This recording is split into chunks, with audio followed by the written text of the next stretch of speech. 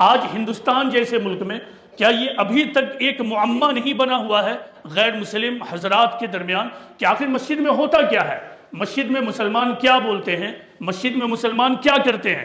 یہ 21ویں صدی میں پہنچنے کے بعد بھی، جبکہ مسلمان خود اپنے دعوے کے مطابق 1000 سال سے اس ملک میں رہ رہے ہیں، لیکن اس ملک میں آج بھی اکثریت کو، میجورٹی آف دا پیپل کے سامنے یہ معمہ بنا ہوا ہے کہ آخر مسلمان مسجد کے اندر کیا کرتے ہیں۔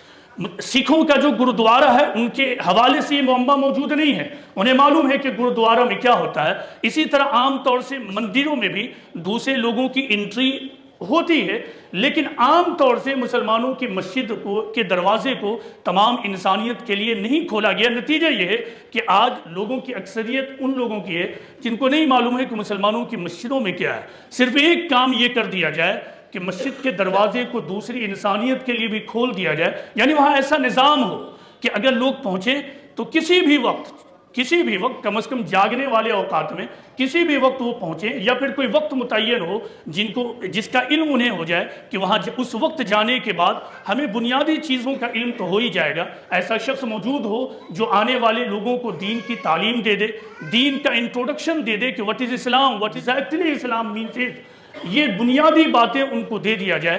یہ وہ بنیادی کام ہے جو اب تک مسلمانوں سے نہیں ہوا ہے۔